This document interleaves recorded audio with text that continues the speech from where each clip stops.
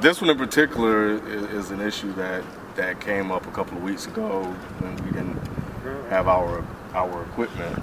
And basically, B sent me the link, and I think Chick and George sent it to me as well, about the conspiracy. It's basically a hip-hop conspiracy theory, and it's about a letter. And the letter basically said that a couple of figureheads in corporate America got together to conspire against hip-hop to increase the amount of gangster rap played on radio stations to fill the private prison institutions and set the internet on fire.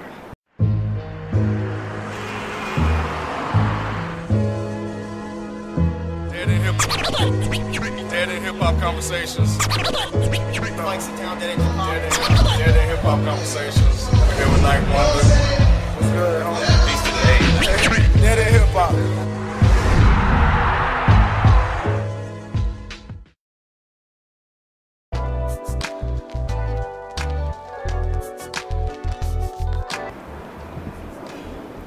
FIFO, you read the letter. Possible? Yeah, it's very possible. I think if you look at the outcome of where hip hop is, it's possible. You know what I'm saying?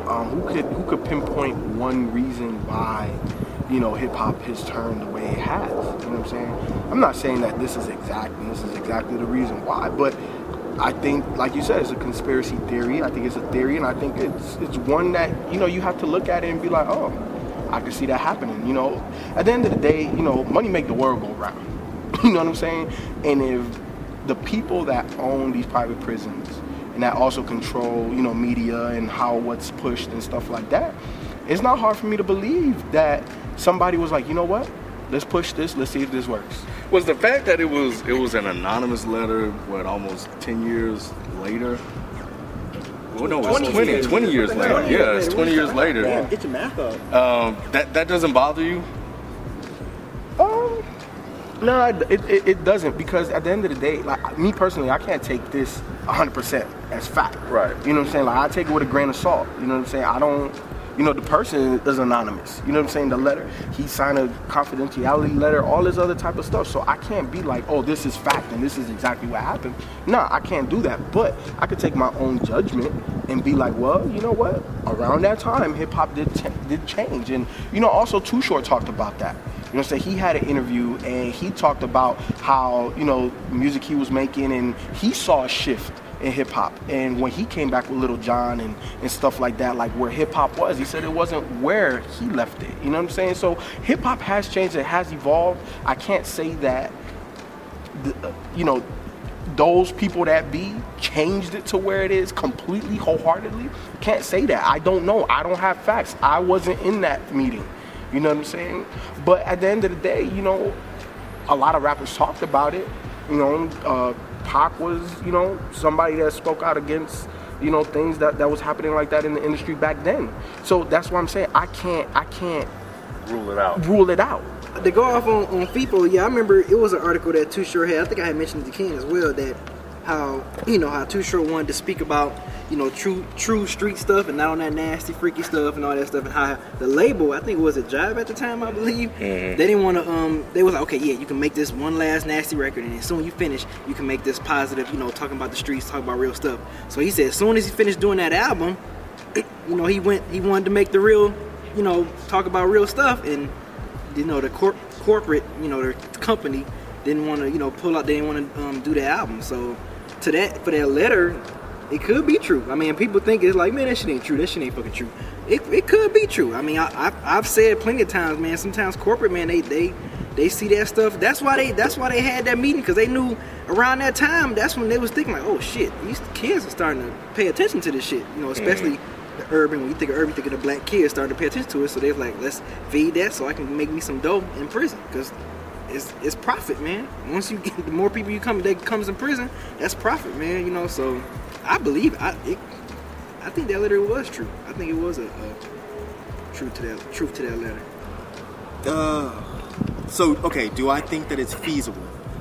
Yeah, I think it's feasible. Do I think that letter was? Do I think that letter was true? No. know. I think that there are things in the letter that are too inconsistent for me to just say I believe this story wholeheartedly. I mean, first of all, strike one. There are fucking too many goddamn grammar issues throughout this letter. I'm sorry, that's strike one. That's strike one. I said that just now. There's too many grammar errors in this thing for you to be okay. You're a record exec, and you can't speak proper English. Okay, maybe that's just me, but that shit bothered me. Not just you. Okay, a lot of people said that. Yeah. Okay, well, cool. Now I don't feel like such a nerd for that, but I was just like, okay. My main issue with not my main, but one of my issues with this letter was the fact that this was in 1991. And they were saying that, you know, we need to start pushing gangster rap. When did Straight Outta Compton come out? 88. 88. Ice-T's album came out 88. No, Power came out in 88. By 89, Ice-T had already released Iceberg, which had the song Freedom of Speech on it. Which means that the industry was already pushing this stuff. It was already taking hold of audiences, and it was already causing a problem. But in 99, you really expect me to believe that 91. I'm sorry, 91, right. 2 or 3 years later is when you guys decide you want to start pushing gangster rap? It was already being pushed. So it just doesn't, you know, there's just too many things in the story that don't really seem consistent. But you know, and the fact that okay, you guys are corporate honchos, and you decide to bring together 35 people, put them all in a room with dudes with guns, and then tell them your entire plan immediately. This is what we're gonna do. We're gonna do this, and this, but you can't tell nobody. Fuck out of here. You could have got 5 people together. You could have got 5, 6, okay, maybe 10. You could have got 10 people together and done this by yourselves. And you didn't have to say that it was about the privatized prisons. You could have just said we want to make money. But you told your entire plan to 35 people and expect that nobody is gonna drop an anonymous letter. Come on, man. This is far too Mission Impossible, enemy of the state type shit. But what's the consequence of them speaking? What was the consequence that he wrote in the letter for anybody in that meeting? What would happen to them if they spoke out against it? What was the consequence? They would lose their job. Big fucking deal. Exactly. That's my point. You have 25 to 30 people, and the thing you threaten them with is their job.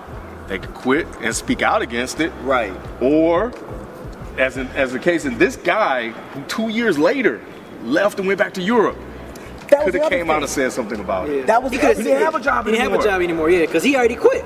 He was trying to make it seem like he was trying to stay as undercover and covert as possible.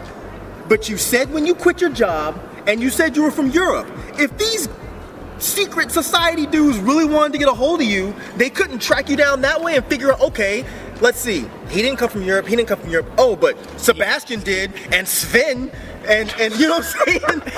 What's the name? What was the other name? And Franco. He pronounced the hell out of that B, didn't he?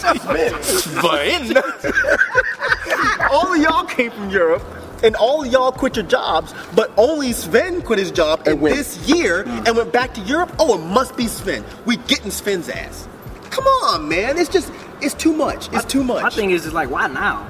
Like, you know what I'm saying? Like, why release the letter now? I don't know. Well, you said he had a guilty conscience this whole time. But why not when he went to Europe in '93? I don't know, dude. Like, a lot of this stuff, I think, you know what? And I remember we got in this discussion about conspiracy theories where I've been called paranoid many times because of the shit that I think, but I don't like the majority of conspiracy theories because I think they fuck it up for everybody else, because you put out these far-fetched, unbelievable stories, and then it makes every other conspiracy theory that could be true sound ridiculous. Like, I think there's a lot of fucked up shit that's going on, but this. So you're saying that you think that this is far-fetched and not true at all? I think that this is, like you said, I think it's feasible, but I don't particularly believe this letter. I think that the corporate monster could have been behind a situation like this. I just don't believe this particular letter. The story was so ridiculous. Y'all walked in a room, there's all these dudes with guns. One guy speaks out, the guys with the guns grab him up, throw him outside. They're like, oh no, stop, dude. And the guy pulls the gun. This sounds like a movie. Come on, man, get out of here with this shit. But why private prisons? And I think that's, if I had to look at it, and I understand. Because it's private. Yeah, but and that's one part that did make sense. So making money outside of the hip hop corporate engine from the label. Yeah, think about how much money is involved in private prisons. Yeah, and you're making money on both sides. Exactly. You're making funny fist over fist. Exactly. I forgot about the one I said see, about that's just proving point right there, man. They get what, 20 to 1 money towards schools? Yes. In schools? Yeah. They get funded 20 to 1. And then here's the thing, you know, they're gonna make money from the hip hop side, Right. and they're making money from the private, okay. from the prison side. It's just extra cheddar. So it's just a circle. They just created another cycle. You know what I'm saying? So that's what I'm saying. I think that is feasible. Did it happen exactly how this letter said? I take it with a grain of salt, man. I'm not him. I wasn't there. I don't know. But all I know is that money will make motherfuckers do a lot of crazy shit. And when you talk about the type of money that prisons make and the type of money that hip hop at that time was making, you fucking right. You fucking right. Money I think that will shit's make possible. you do a lot of shit, but it won't make you do, if you're a corporate executive, it won't make you do something as irresponsible and stupid as bringing 35 people into a room with cats with guns and telling them, this is what we're gonna do. This is our entire plan. Lay on the table. Don't tell nobody or you lose your job. I don't buy that. And then the guy's like, I didn't tell anybody because I was afraid of what they might do to my family. But you gave your shit away. Yeah. I'm from Europe. I quit my job at this time. If this was really the Illuminati, you don't think they could find you? You don't think they could send some damn X-Men as assassins to come get you? You don't think Deadpool and Nightcrawler could bamf into your office? Could bamf into your office and get you? I just don't. But there was a dramatic shift. So, I just wanted to kind of look at the albums that were released, and, it was quite balanced. So it wasn't really a big drastic shift from 91 to gangsta rap. Exactly. But don't you think that that's going to take a little bit of time? You know what I'm saying? Because he said it happened in 91, right? People could have had their projects. I think that these companies aren't going to be like, oh, just scrap all that and focus on this. Nah, they probably said like Too Short did.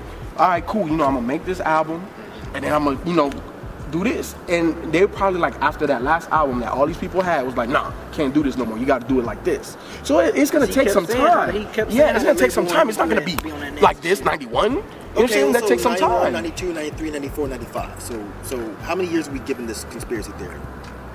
I would say how long does it take an artist to record an album? You know what I'm saying? Some artists take a little bit longer. So we're giving him 92. So what was hot on the radio? So 92, 93. Wise intellect, man. He actually had an interview, man. It was. I saw that. You saw it. I saw it. And I like some of the things that he was actually saying, and he really pointed out the fact that, of course, Fight the Power was the #1 record, and then after that, I think we saw a decline in conscious hip hop, which I think kind of correlates to what Too Short was saying. So, what is there really, or was there really, more money in gangster rap than it is conscious hip hop? Of course. And that's the thing, man. It's like I don't think it really had to be thrown out as, oh, they were trying to put money towards prisons. You could have, if you were going to make a fictitious letter to make people believe that the corporate engine started this whole thing, you didn't have to throw in the whole privatized prison thing. I think that was just another side ploy to throw shots at them. You could have said what it really was. It was just money. That sound was popular. They realized that this violent, content music, was gonna make them money, and that was really all it boiled down to. They saw what happened with NWA, and it went from there.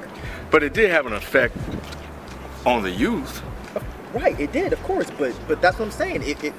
It was popular with the youth, but the thing about it is also, if we're really gonna get down to facts and numbers, who was really buying those albums anyway? White people. Exactly. Okay, so you look at, it had an effect. I think we did lose out a lot. If we look at our society now, would we say they're a little bit less respectful than they were back in the day? Yeah. So it's almost as if we were to look at this and say, did this happen and could it have happened? Yeah, we're already saying, yes, it's possible. But let's look at what transpired after the fact. Could they have actually used gangster rap as a means of social engineering to the point? That's the part where I start losing interest. Why? Because that's when the conspiracy theories start to get a little too much for me. Why do you say that? Do you think that there's a bunch of white people in suits that are like, we can use gangster rap to get those niggers to do what we want them to do. Why is that not possible? Yeah. I'm not saying it's not possible. It's just at that point it just starts to get. I'm talking about in relation to this. Banner was not talking about this. No, he wasn't talking about this, but he was talking about. It's not the same thing because yeah, of course that music is a very strong influence. You can really convince youth to do a lot with music. Mm-hmm. But again, do I think that there was a bunch of people with suits in a room that was like, we can use this music to make black people commit crimes so we can therefore throw them in privatized prisons? That's the part that I'm losing. I don't buy that part. I just don't. I still do agree with you guys that it is possible. I just think that with this particular story, it's too much. It's too much, and it sounds too much like a fucking movie. It does. It sounds too much like a fucking movie. He could have embellished a little bit. That's my issue. If you want people to believe stuff, don't embellish. If you want to write a fictional story, and we can take pieces from it and apply them to life. But if you're trying to convince me that something actually happened, like the Matrix. Come on, man. Come on, man. Maybe he was trying to hide his identity a little bit. He didn't do a very good job. No, he didn't. I mean, we don't even know who this guy is. We don't even know. But he could have made up the stuff about Europe, though. There were a whole bunch of theories that were spawning from this. Are you serious? Yeah, of course. Come on, man. You know how people are. They hear one thing, and that becomes 25 things. And again, that's the issue I have with conspiracy theories. It's like they flip shit up. They just, and I full-heartedly believe that like the government will throw out some kind of silly ones just to get people to start like jumping on these and ignore the ones that could actually really happen. I'm not saying that's happened with this, but I do think that kind of shit does happen. So I read that there were people talking about this was part of the whole FEMA conspiracy. That this was part of the whole race war conspiracy. Now that one I did think was interesting because the race war, the FEMA one first. The FEMA one, they were saying that this was part of the whole FEMA concentration camp theory. That FEMA was constructing all these concentration camps to hold all of the violent citizens in there so they can use that to go back to the government and have the government institute martial law. That's in a nutshell. Of course, it's a lot more detail, but we don't have time for all that. That was one of the theories, which could be true, maybe not. I don't see how that links. Because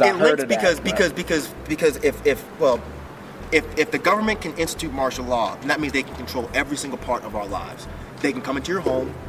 They can take anything they feel like taking. They can make you do manual labor because they feel like it. So that's the whole part of that. The other theory was the whole race war theory, which was, like you guys were saying before, about how the corporate machine is putting out these ideas to get black people to do certain things, and then they can get all these black people riled up, and then they have no choice but to go to war with them. So now you have a race war, right? You have the crazy ass angry black people, and then you have to institute the government to come in and tame down the crazy niggers. Just like the LA riots. You know what I'm saying? Precisely. And when did that happen? 92, 91. There you go. So that was the only part that I kind of was like, okay, I see it a little bit, because Rodney King was in 91. Look what they were blaming at the time during that riot. They were calling them race riots. Thank you. Rodney King happened in 91. This meeting supposedly happened in 91. Yep.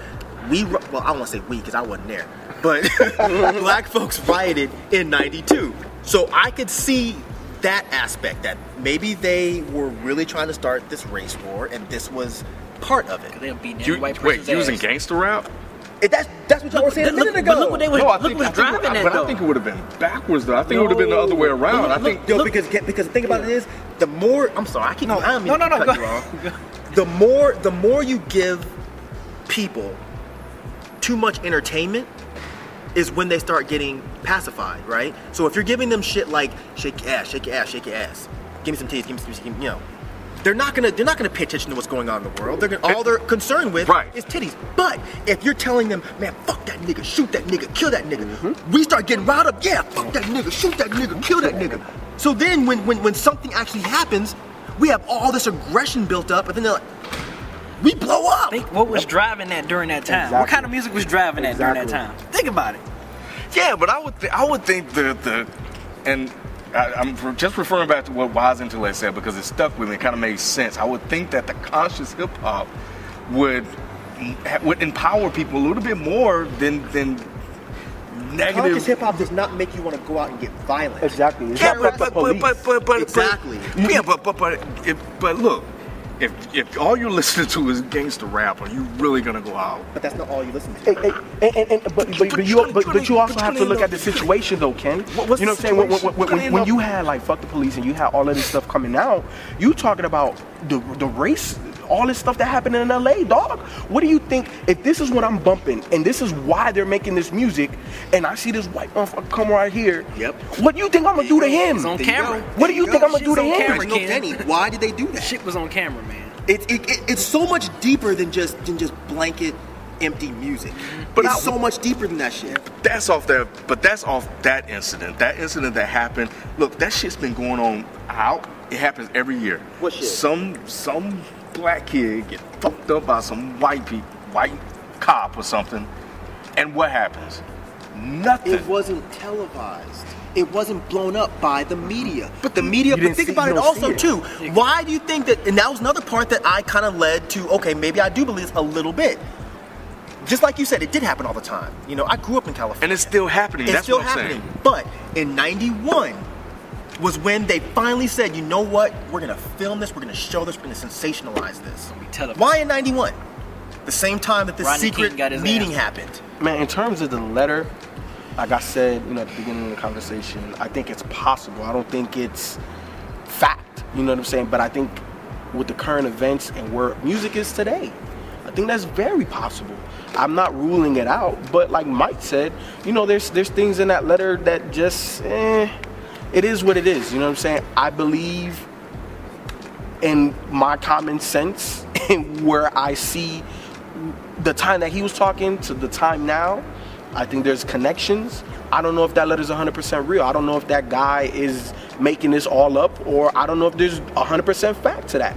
I could just take what I think is real and apply it to the world today. And based on where we are, I think there's some truth to it. Yeah, I agree with people, man. I think, like, with prisons, private prisons making all this money, man, off of, I guess you want to say, what, black folks or niggas Urban. or whatever, urban or whatever. Mike said it best. You know what I'm saying? So, yeah, I think it is some truth to that letter, man. I mean, I don't think the whole letter could be true, but I think it is some truth because, I've heard stories and read stuff about how private prisons make a lot of money off this, so I believe it's true. I mean, I believe it's somewhat true. Killer Mike says it in the rap music album where he says the number one thing for American economics is slavery, and that's the reason why we giving drug offenders, nonviolent drug offenders, numbers in double digits. I think this is really fucking interesting that when you get put in jail, that is the easiest way for the government to literally make you a slave. You have to do anything they tell you to do. Yep. What is the easiest way to reinvoke slavery? To make everybody criminals. Mm-hmm. This goes right back to the police state thing. And the race war thing. If everyone is deemed a criminal, you now have a record, whatever else. You can now be indoctrinated back into slavery. You cannot break out of and that. you can't do anything about it because it's in the Law. rules. It's in the law. You have job. And you know what? I'm sorry, Rob, but you know what? In Clinton, in 1993, a lot of Negroes got thrown in jail for petty shit, right? There was even a judge in Pennsylvania who got sentenced for giving kids juvenile sentences for stealing what was it, nutmeg or something like that, stealing bullshit. Bill Clinton had a chance to alter the 3 strikes you're out law back when he was during his presidency. He did not do that. He let that law stand, and that could go back to what you're saying. And it's probably a little bit deep. It is, of course, obviously deeper than hip hop. But the thing is, the fact that he didn't do that, the so-called first black president, and he knew the numbers, the data and the stats don't lie.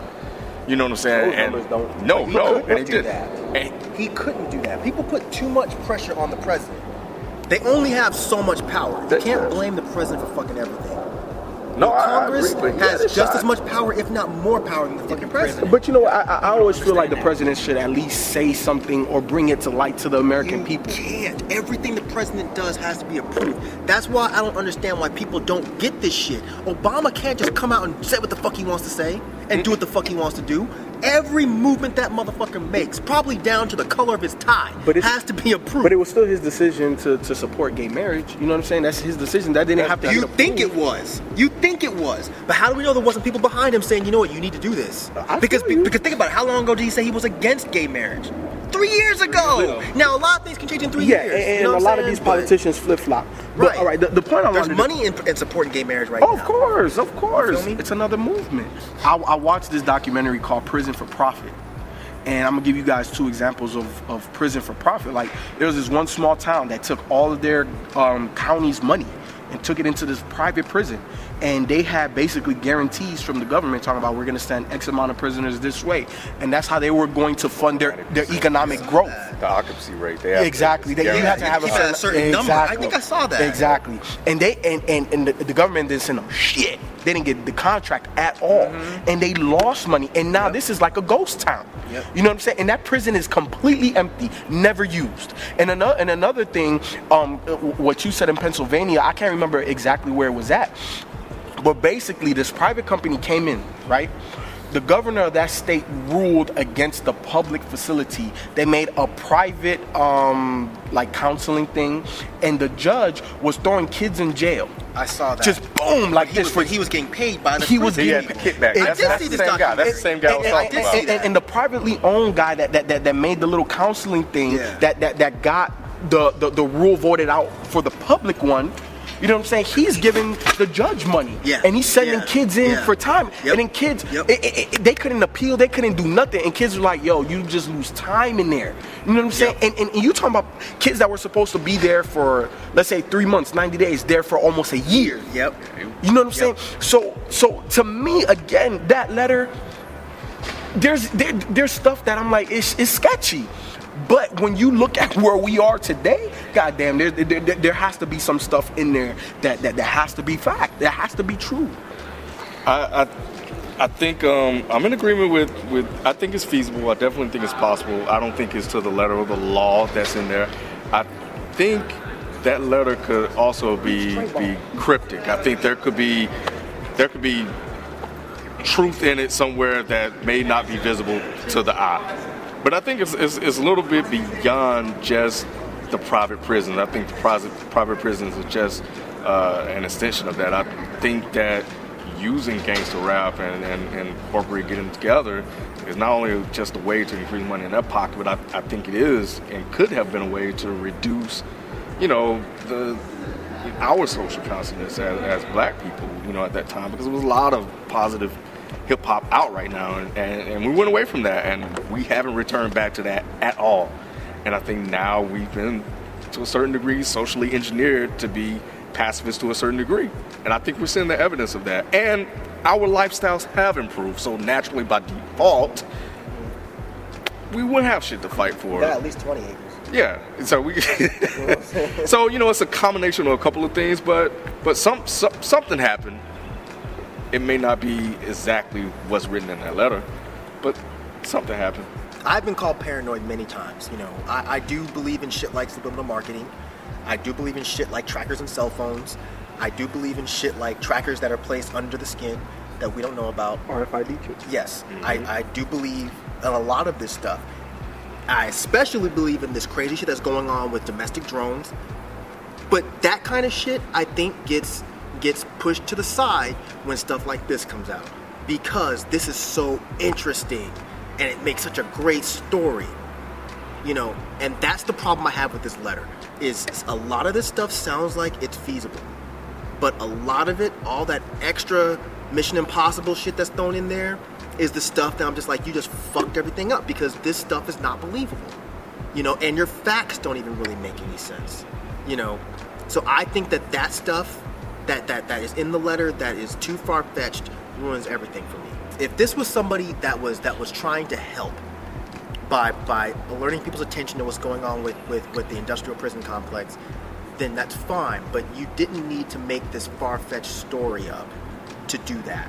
You know, come out, preach facts, and help people. Don't make up shit about, you know, a guy raised his hand, he got attacked, and they pull guns, so get the fuck out of here, get in your car and drive away. We don't need all that shit. When you create these fictional stories and you lump them in with other conspiracy theories, you're fucking it up for everybody else, and you're making it easier for the government to hide shit that's really happening, shit that's really going on. You know, just like X-Files to me, fucked conspiracy theories up for everyone. Because now whenever you tell somebody that you believe that there's a little bit of weird shit going on with the government, what do they say? Oh, you want some X-Files shit. Because there's too many silly things that are being thrown out there that grab our attention and divert our attention from the other shit. You know, subliminal marketing is fucking real. Domestic drones is proven to be real. And I said this shit when I was in high school, that I thought that they could put cameras in remote control cars. And my teacher thought I was crazy and couldn't write a paper on it. You know, fuck you, Miss Wheeler. This shit's happening now, ain't it? I don't buy everything that's in this letter.